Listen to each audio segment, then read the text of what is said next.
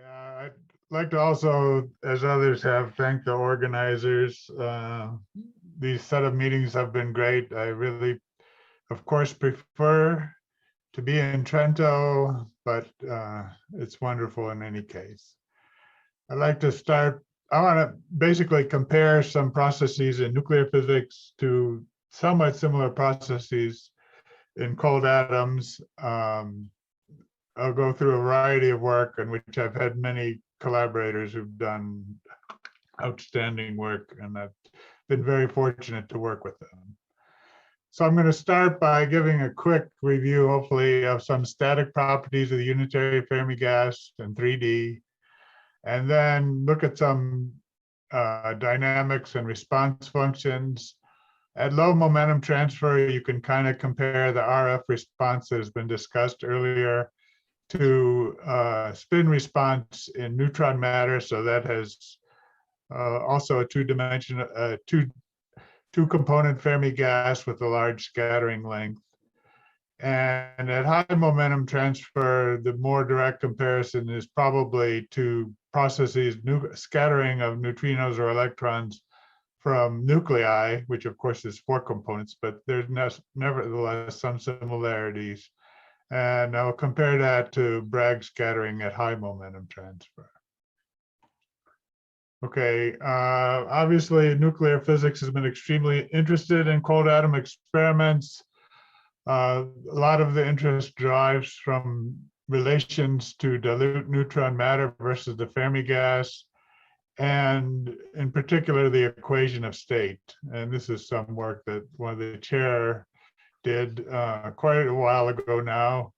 I want to call your attention to some similarities and also some differences between neutron matter, dilute neutron matter, and cold atomic gases.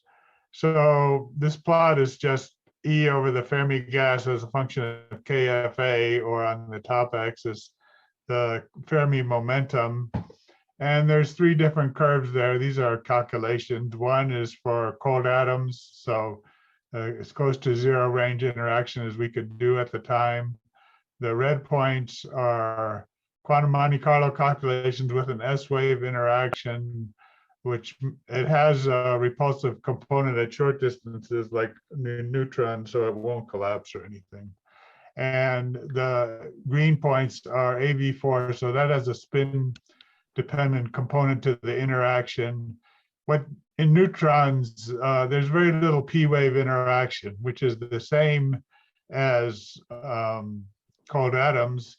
But in cold atoms, it's typically because of the range of the force is so small that the p-wave basically doesn't do anything. But in nuclei or higher density neutron matter, the range of the interaction is not small. And so there's a difference, but it doesn't show up that much in the equation of state, at least at these modest densities. Even if you go up to higher densities, until you start getting to nuclear matter densities, the energy over the Fermi gas energy is still an order of half. And we've used this to compare or create density functionals for cold atoms and look at static response of neutrons in an external field, which tells you some properties of inhomogeneous neutron matter. More recently, well, Alex had also looked at the gap. This is at unitary cold atoms and neutron matter. Well, the cold atoms is going from 0 to KFA very large. You can see the gap gets quite large there. But for neutrons, it turns over because of the interaction has a finite range and it eventually becomes repulsive at large enough momentum. But even though those systems are somewhat different, I think there has been progress because historically calculations of the superfluid gap, the S-wave superfluid gap in neutron matter, which is comparatively simple to the high density P wave, have diverged a lot compared to BCS. But now they're coming more into agreement, and this is a recent paper of Alex, Stefano, and collaborators. And you can see it's lower than the BCS at very low density. It's roughly consistent with that Gorkov suppression at a higher density. It's significantly below BCS. And it gets very small, at least once the KF is around 1.5. For reference, 1.7 is about neutron matter at saturation density. So now looking a little more into the quasi-particle dispersion and the gap, this is for cold atoms. At unitarity, we found a gap of around 0.45, the Fermi energy, and this is the dispersion relation. So these are quantum Monte Carlo calculations. They're fixed node calculations, so they're not exact, but they appear to be reasonably accurate. And of course, there's a minimum at less than the Fermi momentum in this dispersion relation, and it goes back up. And the gap is a little bit less than half of the Fermi energy. And you can look at that in experiments. It's been done a variety of ways now, but originally we looked at the spin up and spin down densities in the trap, looking at the MIT data. But this, as I'll describe, this has been now done in a variety of ways, including discussions of the beautiful first talk of this day. Both in 2D and 3D. And then another thing that's kind of closely related to response functions is the contact. TAN's contact from, I'll just show a couple of quantum Monte Carlo results here. This is all at t equals 0. On the left is a calculation of the momentum distribution and variational and diffusion Monte Carlo. And there's some scaling here, which should make it a constant at large K over KF, which it appears to be. And at lower momentum, it's like this. And also relevant is the pair distribution function, which looks like this, falling very rapidly from a large near 0. But if you scale it correctly with KFR to the squared, the up-down pair distribution function, as you go slightly outside of the range of the interaction up to KFR of order 1 follows that distance. So the short distance behavior of the wave function is very important in response functions. This is also obviously related to the equation of state, etc. So TAN's contact has gotten a lot of interest from nuclear physicists, which I'll describe briefly later, from electron scattering and neutrino scattering. Obviously, it's not as direct a quantity because there is a finite effective range, but it gives you a lot of useful information on electron scattering and neutrino scattering from nuclei. So now I want to go into the comparison of the response. There's a recent review paper by Chris Vail and Martin Zwaerlein on the two types of responses I'm going to look at in cold atoms, the RF response and the Bragg spectroscopy. The RF response is basically the response to a spin flip, and if you, at least theoretically, you can arrange it so that the state you're going to has no interactions with the original state. And often in experiments, there's some mean field kind of shift. That RF response is basically the response to a spin flip in the system, and essentially at 0 momentum transfer. The high frequency tail of that response gives the contact. There's a lot of beautiful measurements, as I'll show, at different temperatures and across BEC, BCS. This is because you're basically removing a particle from the system here, that you can obtain the response. If you know the spectral function, you can get exactly the response. Of course, the spectral function is also a many-body quantity that's not trivial to calculate, but it's very interesting. The other kind of spectroscopy that's been looked at in this review paper is Bragg spectroscopy, which was discussed in the first talk today.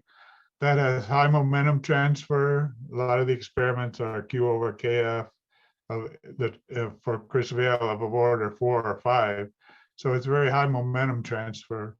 The identity of the spins doesn't change in this scattering, so you can separate parallel versus anti-parallel response. And because the Hamiltonian doesn't flip the spins either, that preserves a lot of properties that make it a little bit simpler to understand. There's a simple single atom coupling. There's no relevant two-body currents or two atom currents.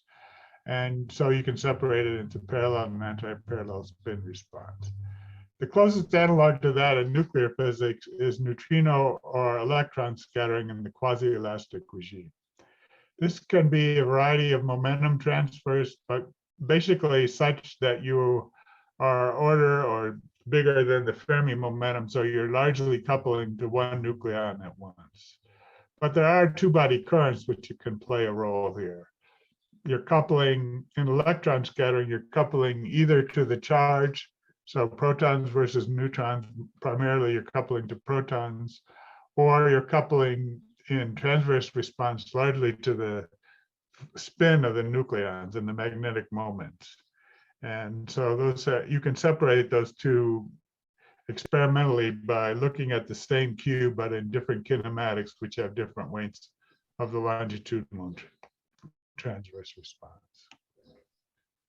So here's some of the data I mentioned from Martin's wireline and RF spectra and the contact. This is, as I mentioned, low near zero Q. On the upper left is the response, RF response across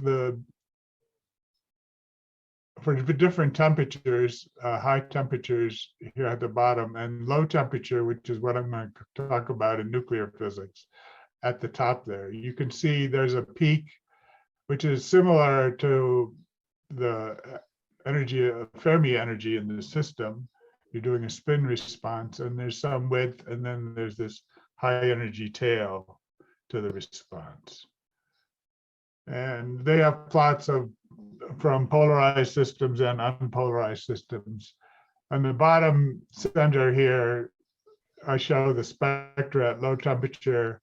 There's a big peak near omega equals the Fermi energy, a little bit lower. And then there's this long tail, which goes like omega to the -3/2, which you can get from the momentum distribution going like 1/k to the 4th.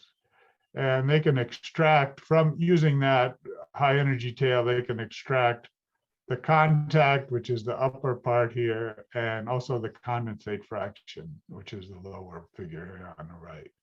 You notice that the condensate fraction, as you go to low temperature, is extremely high in these systems, where they go down to T over TF about 0.1 and get a condensate fraction of around 0.7. So the analog to this in nuclear physics is neutrino response in neutron matter. So if this is related to cooling of neutron stars. So we haven't done a lot of work, I haven't done a lot of work, but Sanjay Reddy has done quite a bit. And naively, it's very similar. Like neutron matter is very similar to cold atoms in a sense. And neutrino emissivity is also a nearly zero momentum transfer process, not exactly zero, but small compared to the Fermi momentum. And you'd like to look at the spin response to this system.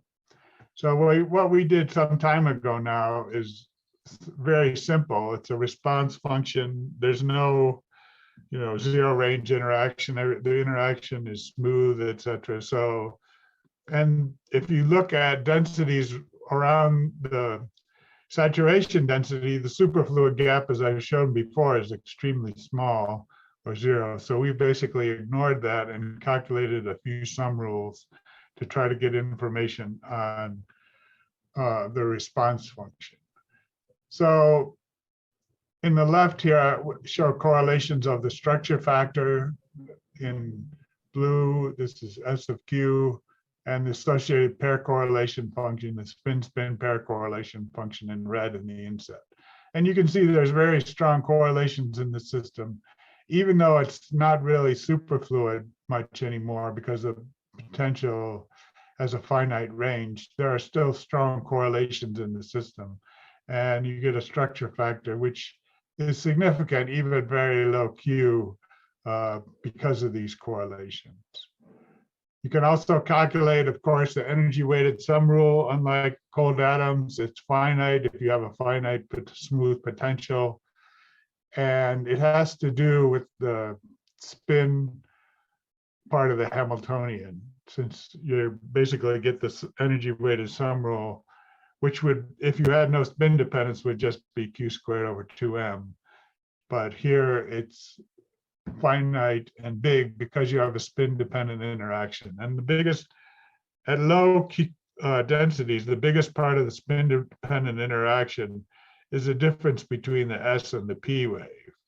And the P wave, as I've said, the interaction is very small, but in the S wave, it's of course large. And so you can use these three moments to give a crude idea of the response, of the spin response of neutron matter. What we want is the response less than about 50 MeV. That just comes from the temperature of the neutrinos in the late stages of a core collapse supernova as it's cooling, and the expression for the energy loss rate is given here, where you have the Fermi constant squared, and basically omega to the 6th either minus omega over t times the spin response. And these are from these sum rules, we get these kind of shapes at let's just concentrate on the middle one here. That's at saturation density. So for neutron matter, that's the KF is about 1.7 inverse Fermi. The Fermi energy is around 60 MeV. So the shape is amazingly actually kind of similar to the RF response in cold atoms. You have a peak near the Fermi energy and a long tail, but the dynamics is actually quite different because in this interaction, in this calculation, we're using a nuclear interaction. And in cold atoms, the high energy tail is coming from the high momentum part of the atom atomic wave function. And here, on the other hand, it's coming from the fact that you have spin exchange in the Hamiltonian. And it so happens that the pion exchange range is similar to the Fermi momentum, so it's not a totally different scale. And you can see that you get a long high energy tail in the response, basically from the spin propagating quite rapidly. In this case, it's due from the interaction, while in the atomic case, it's due to the high momentum pairs. Okay, the analog of the electron and neutrino scattering, which are very interesting in nuclear physics, is processes at higher momentum transfer. Chris Vail has done a lot of beautiful work on this. And there have been many efforts in theory looking at the Bragg spectroscopy, the contact, and the full response. The contact here is roughly consistent with our calculations, and they have finite temperatures, so there's some differences. As was mentioned in the earlier talk today, there's two distinct peaks in the unitary region. And if you go to the BEC regime, you basically just have this lower peak at you have pair breaking, and that's here. And if you go at unitarity, you have that peak and also the peak where you have an unpaired particle, or you break a pair. This is basically pushing a pair, so it has a mass twice as big, and so the response is at half the energy. There's lots of papers on this. Here's one of the original experimental papers they can extract the static structure factor from these calculations, from this experiment, and also the contact. And this is from the review article from Chris Vail and Martin Zeuerlein. And this is, again, comparing at unitarity, the response functions parallel and anti-parallel, which peak at the basically q squared over 2m or q squared over 4m. And these are the high energy tails. And this has been understood theoretically for quite a long time now. One of the first papers was by Damson and collaborators, where they looked at the short distance and short time structure of the unitary Fermi gas. And they basically did an operator product expansion for unitary fermions. So they can get quite a bit of information out of that. Of course, that's not the full answer because it's a product expansion. You can only go so far with that. This has been looked at also by many other people. I can't go through all of them, but it's certainly very interesting that you can have these two peaks, which are coming from basically breaking pair or pushing pairs. And it's a structure that we don't really see in nuclear physics, of course. So in nuclear physics, we do something kind of similar. We do electron scattering. That has a long history.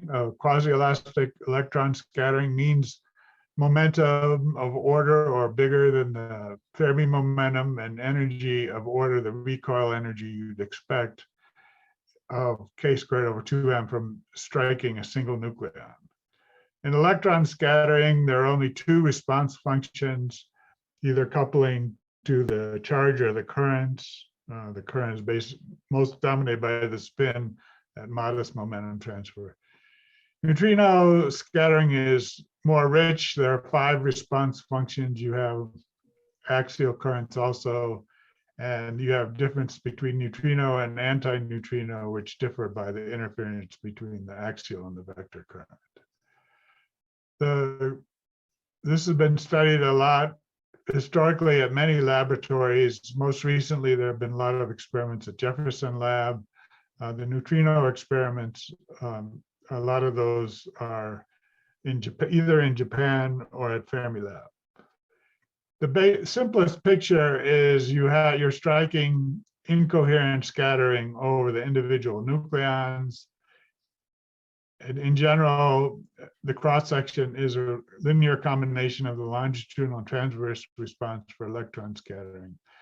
And these are basically just response functions to the charge or current in the nucleus. So there's a long history here, and there's a lot of things that have been deduced mostly from experiment. Of course, there's a long history of theory also. One thing that's noticed is so-called superscaling. This is from Donnelly and Ingo Sick. This is basically different nuclei from carbon-12 to lead. And this is a proxy for the energy of the response here. 0 is scaled to be the quasi-elastic peak, in this case, relativistic quasi-elastic peak. And on the left-hand side are the low energy excitations of the nucleus, not low energy in the sense of collective modes, but on the low side of the quasi-elastic peak. If you go to the high side, of course, you can create particles, so it's a very different process. And historically, this was first related to the momentum distribution of the nucleons, and you can get that from, gives you Y scaling. And later spectral functions, which include the separation energy of that nucleon from the nucleus. More recently, there's been a lot of looking more exclusive channels, what comes out in back-to-back pairs, neutron-proton versus proton-proton. And you can get some information on that from the two-body momentum distribution. These are from different nuclei at large K. And the main thing to notice here is that all response functions for different nuclei, they're not exactly the same, but they're similar. And the other thing that's been noticed. Yeah, Joe, just 2 minutes to conclude.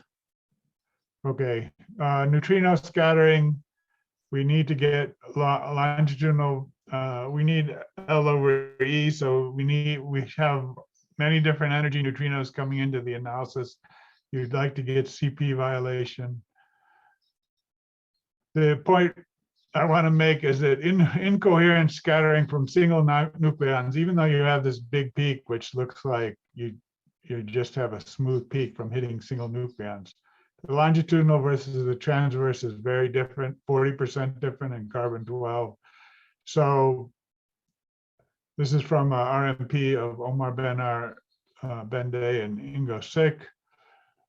So you don't have just incoherent scattering from single nucleons. You have to include two nucleon processes. In the longitudinal channel, that's mostly propagation of the charge by pion exchange. You can get, there's a recent calculation by Alessandro Lovato and Cabri. You can get good agreement in the transverse channel also, but you need the two nucleon currents, which give you an enhancement of the response in that case. And more recently, this is a PRX paper of Alessandro Lovato and collaborators. This is from imaginary time response. They have many plots of neutrino and anti-neutrino scattering from carbon-12 in T2K and also mini boom.